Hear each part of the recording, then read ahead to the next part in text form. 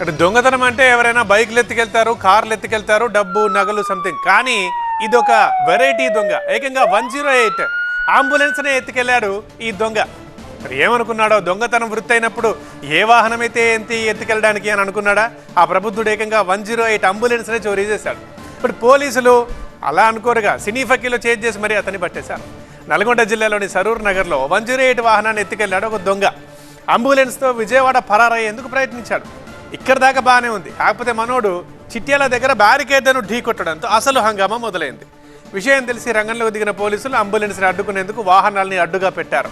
అయినా ఆగకుండా toll plaza దగ్గర వాహనాల్ని ఢీ కొట్టి మరీ పరారయ్యాడు ఆ దొంగ.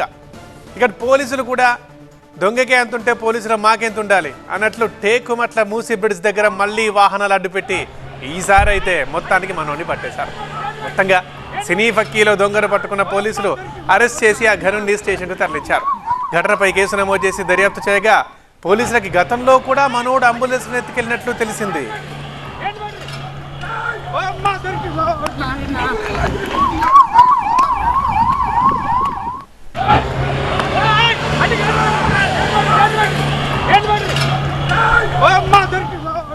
ఒకసారి చూడండి, సేమ్ సినిమాలో సీన్ చూస్తున్నట్టుగానే అనిపిస్తుంది. అంబులెన్స్ని ఎత్తుకెళ్తున్నాడు ఆ దొంగ.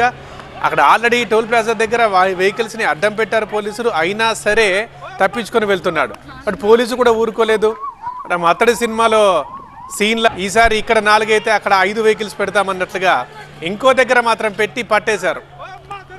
ఆల్రెడీ అంబులెన్స్లో కూడా ఒక మనిషి మాట్లాడుతున్నాడు. మరి ఎవరో తెలియాలి. కానీ టోటల్గా సినీ ఫక్కీలో జరిగింది ఇది. అయితే అంబులెన్స్ని కొట్టేయడం మనం ఇవాళ కొత్తగా విచిత్రంగా మాట్లాడుకుంటున్నాం కదా. కానీ ఆ దొంగకు మాత్రం ఆల్రెడీ ట్రాక్ రికార్డు ఉంది ఇందులో. ఇంతకు ముందు కూడా అంబులెన్స్ని కొట్టేశాడట ఈ ఘనుడు. ఇప్పుడు కూడా అలాగే కొట్టేసి విజయవాడ పరారయ్యేందుకు ప్రయత్నించాడు. బట్ మొత్తానికి నల్గొండలో దొరికిపోయాడు. ఇంతకీ అంబులెన్స్ని తీసుకెళ్ళి ఏం చేస్తాననుకున్నాడు? ఖచ్చితంగా అంబులెన్స్ని తీసుకెళ్ళి అమ్మేటప్పుడైనా దొరుకుతాడు దొంగ.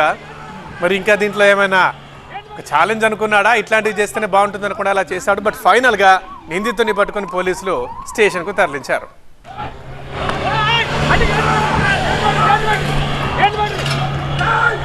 దొరికి